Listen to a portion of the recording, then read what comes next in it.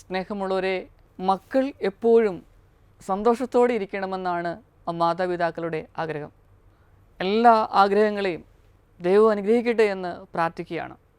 ചിലപ്പോൾ മക്കളുടെയൊക്കെ കുടുംബജീവിതത്തിൽ എന്തെങ്കിലും പ്രശ്നങ്ങളുണ്ടാവുകയാണെങ്കിൽ അത് വലിയ പ്രശ്നങ്ങളാകുന്നതിന് മുൻപ് തന്നെ അത് പരിഹരിക്കാനായിട്ട് അമ്മമാർ തയ്യാറാകും. അങ്ങനെ ഇരിക്കുന്ന ഒരവസ്ഥയിൽ തൻ്റെ മകളെ കെട്ടിച്ചയച്ച വീട്ടിലേക്ക് അമ്മ പോവുകയാണ്. ഹസ്ബൻഡും വൈഫും തമ്മിൽ വാക്ക് തർക്കങ്ങളുണ്ട്, സൗന്ദര്യ പിണക്കങ്ങളുണ്ട്. അതൊക്കെ പറഞ്ഞു തീർക്കാനായിട്ടാണ് പോകുന്നത്.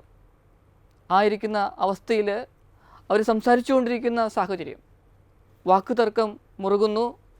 ആ ഹസ്ബൻഡ് തൻ്റെ ജീവിത പങ്കാളിയുടെ മുഖത്ത് ശക്തിയേറിയ ഒരു അടി കൊടുക്കുകയാണ് ചെയ്യുന്നത്. ഈ അമ്മയ്ക്ക് അത് സഹിക്കാൻ സാധിച്ചില്ല. കാരണം പ്രശ്നങ്ങൾ പറഞ്ഞ് പരിഹരിക്കാനാണ് അവിടെ ചെന്നത്. ഇനി താൻ സ്നേഹിച്ചു വളർത്തിയ മകളുടെ മുഖത്തേക്ക് അടിക്കുന്ന കണ്ടപ്പോൾ വലിയ ദുഃഖമായി, വ്യതയായി അദ്ദേഹത്തോട് തന്നെ വലിയ അകൽച്ച തോന്നി, വെറുപ്പ് തോന്നി.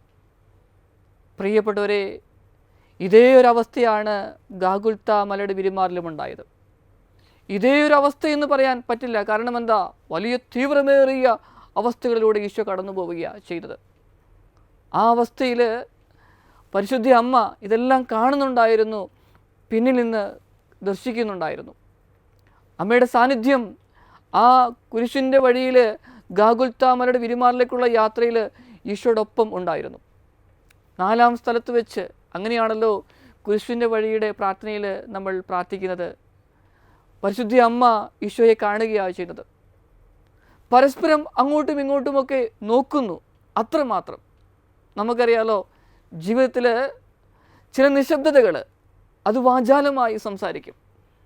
ആ അമ്മയുടെ നോട്ടം ഈശോയ്ക്ക് വലിയൊരു ശക്തി കൊടുക്കുകയാണ് ചെയ്യുന്നത്. പിന്നെ മുമ്പോട്ടുള്ള പ്രയാണത്തിൽ ആ അമ്മ ഒരു ഉറപ്പ് കൊടുക്കുന്നു, മകനെ നീ ഒറ്റയ്ക്കല്ല, ഞാനും കൂടെയുണ്ട് എന്നുള്ള ഒരു ഉറപ്പ് കൊടുക്കുന്നു. അങ്ങനെ ആ യാത്രയുടെ അവസാനം വരെ ആ അമ്മ മകനെ അനുഗമിച്ചു. സ്നേഹമുള്ളവരെ, നമ്മുടെയൊക്കെ ജീവിതങ്ങളിൽ ഇതുപോലുള്ള ദുഃഖങ്ങളിലൂടെ കടന്നു പോകുമ്പോൾ നമ്മുടെ സാന്നിധ്യം നമ്മുടെ പ്രിയപ്പെട്ടവർക്ക് കൊടുക്കേണ്ട സമയത്ത് കൊടുക്കാൻ സാധിച്ചിട്ടുണ്ടോ?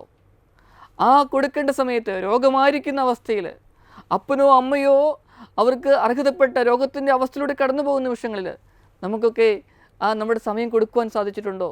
നന്ദി പറയാം. നമുക്കും പ്രാർത്ഥിക്കാം. ഈശോ മിശിഹായെ, ഞങ്ങളങ്ങേ കുമ്പിട്ടാരാധിക്കുന്നു. എന്തുകൊണ്ടെന്നാൽ വിശുദ്ധ കുരിശിനാൽ അങ്ങ് ലോകത്തെ വീണ്ടും രക്ഷിച്ചു.